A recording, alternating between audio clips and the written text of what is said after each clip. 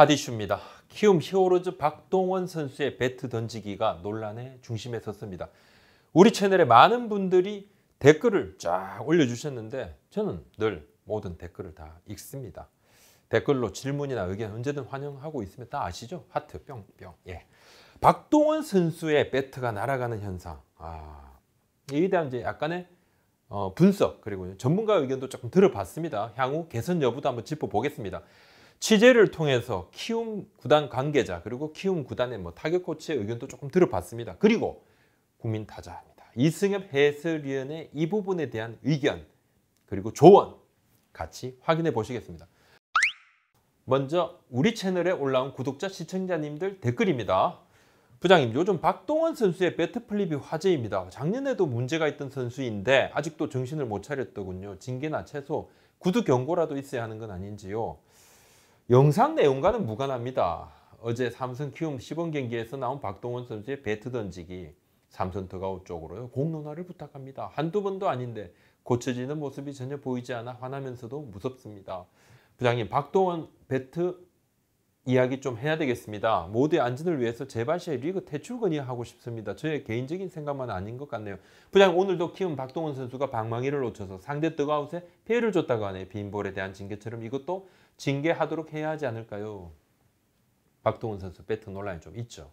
22일 날 박동원 선수가 대구 시범 경기입니다. 삼성 라이온즈전입니다. 라이벌리 선수의 변화구에 헛스윙을 딱 합니다. 배트를 놓쳤는데 배트가 날아갑니다. 3루 쪽으로 휙 더가웃 안으로 쑥 들어가니까 삼성 선수들이 깜짝 놀라서 대피하는 소동이 벌어집니다. 난리법석이 나고 더가웃 구조가 예전과 달리 웬만한 구장은 다 그라운드보다 좀 낮습니다. 이런 것은 이제 메이저리그식이라고 그러는데요.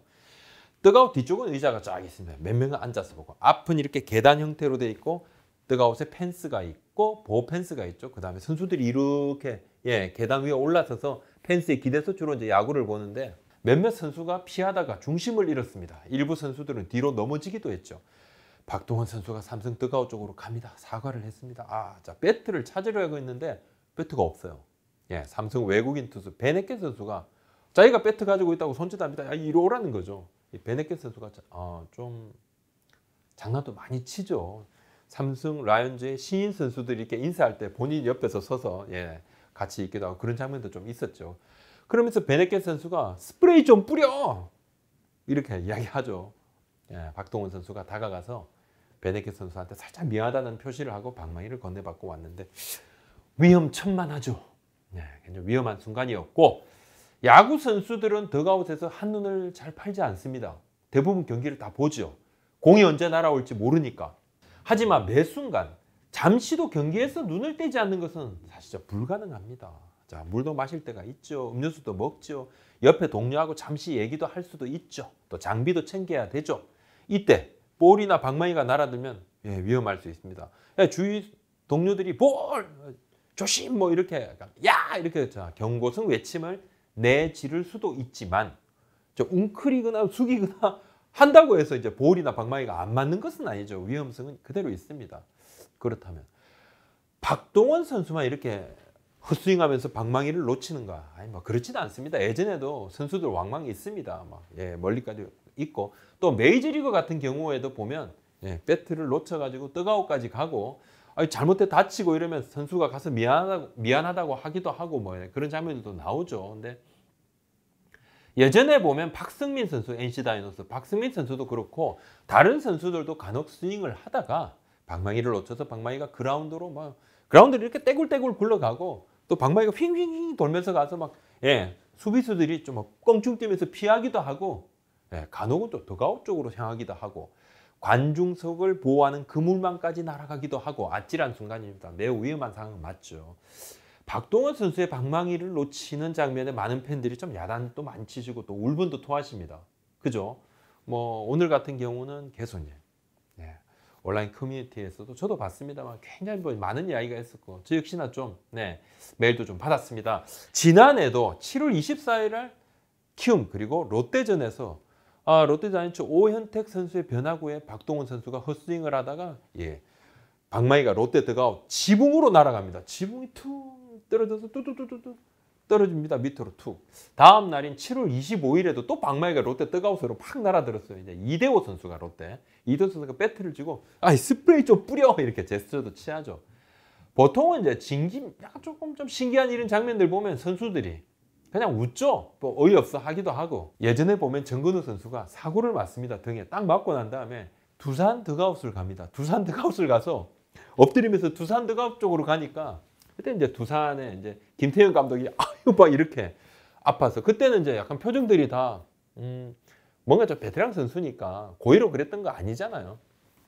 그런데 방망이가 날아와 들어왔을 때 이게 두 번째죠. 7월 24일 이후에 7월 25일 때는 뭐 이 순간에는 일부 롯데 선수들 얼굴에서 이제 웃음기가 싹 가시죠.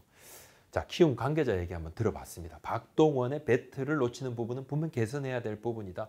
선수도 알고 있고 조심하고 있다. 하지만 고의가 결코 아니다. 박동원의 배트를 놓치는 장면이 더 문제가 되는 것은 아마도 2년 전, 수년 전이죠. 스윙 때 상대 포수를 맞힌 그런 장면들 때문에 더 증폭되는 경우가 있는 것 같은데 다른 선수에 비해 아주 잦지는 않다. 상징적인 부분 때문에 더 회자되는 측면이 있는 것 같다. 이 관계자의 개인적인 생각입니다. 박동원 선수에서 약간의 선입견도 작용하는 것 같다. 야구에서 간혹 나오는 장면 아닌가. 선수도 매우 부담스러워하고 죄송스럽게 생각한다. 정확한 통계가 있는 것도 아니고 느낌이 아닌 데이터로 이야기를 해야 되는데 이런 부분은 좀 안타깝다. 이렇게 아무래도 관계자니까 박동원 선수 쪽에서 팔은 조금 안으로 구웠죠. 그렇다면 다른 선수에게서는 아예 없는 장면일까요? 그렇지는 않습니다. 앞에서 좀 설명을 했죠. 그런데 박동원 선수는 조금 잦죠. 지난해 8월 5일 날에도 KT전에서 또 방망이를 놓칩니다. 그래서 방망이가 막 띠굴띠굴띠굴 굴러가니까 방망이를 바꾸기도 했어요. 아예 방망이 자체를 바꿉니다. 그래서 그때 들었던 이야기는 박동원 선수가 구입을 한 방망이가 이 손잡이 부분이 굉장히 좀 미끄러워서 너무 미끄러워서 조금 바꾸기도 했는데 그때는 방망이 놓치는 횟수를 야구 타율에 비유하자면 다른 타자들은 그냥 이해할 때 박동원 선수는 그렇다면 느낌상 그냥 4할 때 정도로 하겠습니다. KBO 역사상 4할 타율이 이제 한 명밖에 없죠. 그래서 2할 타자와 4할 타자를 딱 비교하면 기자들이 기사를 쓰면 어떨까요? 기사량은 아마 수백 배 차이 날 겁니다. 박동원 선수는 그렇다면 왜 방망이를 놓칠까요?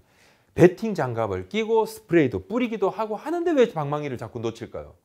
그립을 잡는 이제 형태를 보면 방망이 끝, 손잡이 끝에 이렇게 노브라고 동그랗고 뭉툭한 부분이 있는데 박동원 선수는 이 노브를 조금 감아지는 느낌이더라고요. 이렇게 조금 감아지니까 배트를 좀 길게 잡는 편이죠. 그래서 스윙을 할 때 노브가 손에 딱 이렇게 걸리는 게 아니고 강하게 치다 보면 스윙 메커니즘상 이렇게 롤링이 돼서 방망이 헤드 스피드를 좀 내기 어려운 측면이 좀 있겠죠. 그래서 좀 부드럽게 잡는 것 같은데 그러다 보니까 헛스윙을 하게 되면 헤드 무게를 이기지 못하고 노브가 잡아주지 못하니까 방망이가 휙 달아나는 그런 경우가 좀 생깁니다. 매번 그렇다는 건 아닙니다. 키움 타격 코치 설명입니다. 2년 전에 박동원 선수가 타격 때 포수를 맞히는 것 때문에 타격폼을 바꿨는데 투수 쪽으로 다가선다. 지금 조금 더 앞에 나가죠. 좀 안 맞으려고. 포수를 안 맞게 하려고. 여러 번 맞아서 머리에 피까지 나고 막 그랬습니다. 자, 레그킥을 하던 것을 다리를 드는 것 대신에 지금 내려놓고 치고 좀 스윙을 좀 바꾸죠. 박동원 스스로도 스트레스가 심하다. 타격 폼을 바꾸는 것이 쉽지 않은 것이 사실이고 타격 위치도 바꾸고 힘든 교정을 수행 중이다. 방망이를 놓치는 장면은 바깥쪽 변화구에 헛스윙을 하면서 배트를 잡는 손에 악력이 줄어들면서 생기는데 다른 선수들도 그런 경우도 있고 잘 보면 전부 바깥쪽 변화구에 속을 때 몸이 빠지면서 이런 현상이 있다 이렇게 설명을 하는데 어제 라이벌리 선수 삼성 라이벌리 선수의 변화구 저는 이제 슬라이드로 봤는데 가운데에서 바깥쪽으로 스트라이크 존 쪽으로 떨어집니다. 바깥쪽 아주 낮은 건 아니고 스트라이크 존인데 헛스윙. 지난해 7월 24일 오현택 선수의 변화구는 좀 보면 가운데로 형성되는 변화구 떨어지는 공입니다. 전반적으로 떨어지는 변화구에 방망이가 헛돌 때 헤드가 지나가고 그냥 방망이를 제어를 못해서 놓치는 현상이 반복이 되는데 개선이 필요하죠. 이거 잘못하면 사람 다칩니다. 무조건 개선해야 됩니다. 모두의 안전을 위해서 선수도 알 거예요. 그래서 보면 메이저리그 선수들을 보면요. 헬멧에 이렇게 핸드 그립 스틱 있죠. 보통 이제 끈끈이 송진액이죠. 선수들이 이렇게 해서 찍찍찍찍 바릅니다. 이걸 바르는 경우를 종종 봅니다. 메이저리그 선수 헬멧에 이렇게 막 득지득지. 예전에 김태균 해설위원도 현역 시절에 모자에 끈끈이 이렇게 헬멧을 끈끈이 바르고 정말 헬멧이 너무 더러워지지만 순간순간 이렇게 끈끈이를 묻히기 위해서 현역 선수들이 그렇게 하기도 했는데 선수마다 끈끈이를 좋아하는데 예, 이렇게 바르는 끈끈이 있죠. 핸드 그립 스틱 이걸 좋아하는 선수가 있고 또 끈끈이 스프레이를 좋아하는 선수가 있고 뭐 선수마다 좀 호불호가 있긴 한데 메이저리그 스타였던 이제 비조 선수 같은 경우도 끈끈이를 바르다가 상대 투수의 공을 못 보면 안 되니까 대기 타석에서도 끈끈이를 딱 여기다 발라놓고 계속 상대 투수를 보는 거죠. 그러면서 스윙을 하다 보면 이게 약간 조금 미끄러우면 그때 막 바로 이렇게 발라가지고 이걸 좀 손에 쫀득쫀득 있게 쥐게 또 하기도 하는데 키움 관계자가 박동원 선수가 굉장히 미안해하고 있고 이 부분 여러 차례 강조하더라고요. 뭐 제가 생각하기도 아마도 본인이 수정하려 할 겁니다. 뭐 이 정도 이슈가 되는데 수정 안 하고 되나 이렇게 야단 맞았는데 뭐 당연히 수정해야 되겠죠. 또 그리고 또 박동원 선수가 매우 강한 인상인데 이제 뭐 이와는 달리 후배들도 잘 챙기는 좀 매우 살가운 스타일이라고도 합니다. 팀에서도 그렇게 또 설명을 많이 하고 굉장히 좀 난감해 하던데 이승엽 해설위원한테 조금 물어봤어요. 이 상황을. 정확하게 뭐 저도 야구를 뭐 실제 하진 않았죠. 뭐 이론만 아니까 뭐 그리고 이론 자체도 그냥 저는 알못입니다. 그래서 요즘 이제 셋째 육아로 정신없습니다. 이승엽 해설위원이. 그래서 물어봤어요. 통화했습니다. 아침에. 그러니까 아니 왜 스윙하면서 방망이를 놓치는지 제가 물었습니다. 이승엽 위원 얘기입니다. 어제 TV로 장면을 못 봤고 기사만 봤는데 박동원 선수가 장갑을 안 끼웠나요? 이렇게 저한테 먼저 묻더라고요. 그래서 제가 아니 박동원 선수 양쪽 다 배팅 장갑 끼웠다 하니까 아마 손에 땀이 많았다라고밖에 생각하지 못하겠는데 왜 그랬을까요? 하면서 본인 이야기를 하더라고요. 그러면서 이승엽 위원은 초등학교 4학년 때부터 야구를 하면서 연습 때부터 경기 실전까지 단 한 번도 방망이를 놓친 적이 없다 그래요. 그래서 아무래도 이제 뭐 이승엽 위원은 선수가 방망이를 잡을 때 좀 잘 빠지는 그립 자체가 조금 다른 형태가 있을 수도 있고 또 땀이 많은 선수들이 좀 있다 그래요.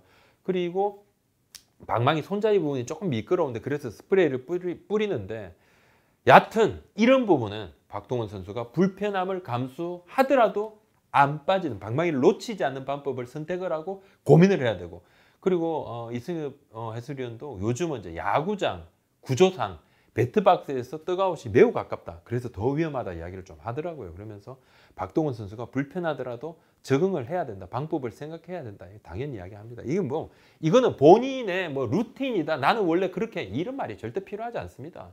루틴이라도 잘못된 거면 당연히 바꿔야죠. 사람이 다칠 수 있어요. 무조건 바꿔야 돼요. 말이 필요 없는 겁니다. 뭐 이건 바꾸고 난 다음에 나의 타격 루틴도 생각하고 내 타율도 생각하고 팀 성적도 생각하고 내 성적도 생각해야 되는 겁니다. 그게 맞습니다. 개인적으로는 그렇게 생각합니다.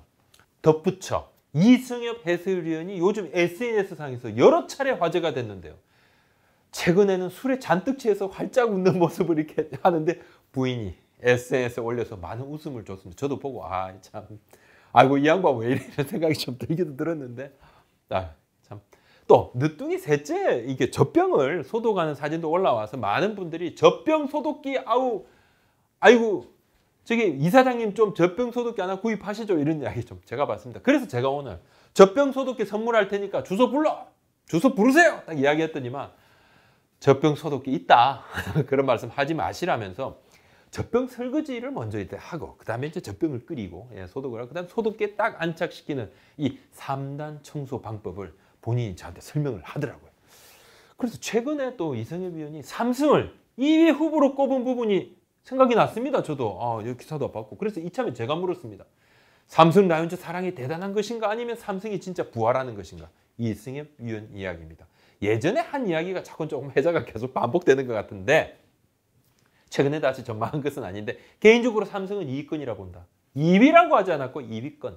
한 팀만 2위가 아니지 않나. 삼성도 있고 LG가 굉장히 유력한 것 같고 LG도 전력이 좋고 작년에 플레이오프도 가고 LG가 누수 전력도 없고 수아레즈도 왔고 LG 전력 좋더라. 그러면서 또 다른 팀으로는 사실 이제 SSG도 추신수 선수가 와서 보강이 됐지만 5강권은 가능하겠지만 투수 쪽은 좀 아쉽더라. 외국인 투수도 아직 확신이 없고 그래서 2위권은 조금 어렵다고 SSG는 어렵다고 생각하고 2위권 팀으로 이제 본격 물타기가 좀 들어갑니다.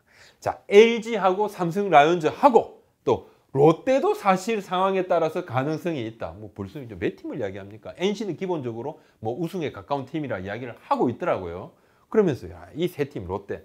그러면서 롯데가 외국인 선수가 어느 정도 해주느냐 중요하고 김진욱 선수가 어느 정도 해주느냐에 따라서 이권도 가능하지 않을까 생각한다. 이렇게 쫙 이야기합니다. 그러면서 삼성 이야기 조금 더 덧붙이던데요. 라이온즈는 지금까지 계속 전력이 보강이 안 됐는데 이번에 나간 선수는 박계범 선수하고 팔카 선수 정도인데 들어온 선수는 오재일 선수 또 피렐라 선수인데 이 두 명의 무게감을 판단해 보면 내가 볼 때는 플러스 요인이 굉장히 크다고 생각을 하고 그게 사실 이제 심창민 아직도 부족하지만 작년 시즌에 마지막에 합류했고 오승환 선수도 중간에 오지 않느냐. 자, 올해는 처음부터 둘이 들어오고 이거 분명 플러스고 팀 운영만 잘하면 가능성이 있어 보인다. 그러면서 또 이 이야기는 또 야단 맞지 않기 위해서는 또 이 말씀을 하시던데요. 하지만 모든 것은 뚜껑을 열어봐야 한다. 예상은 사실 아무나 할 수 있지 않습니까? 이렇게 마구 웃으시던데 아무튼 자 오늘 여기까지입니다. 구독, 좋아요 함 도와주십시오. 고맙습니다.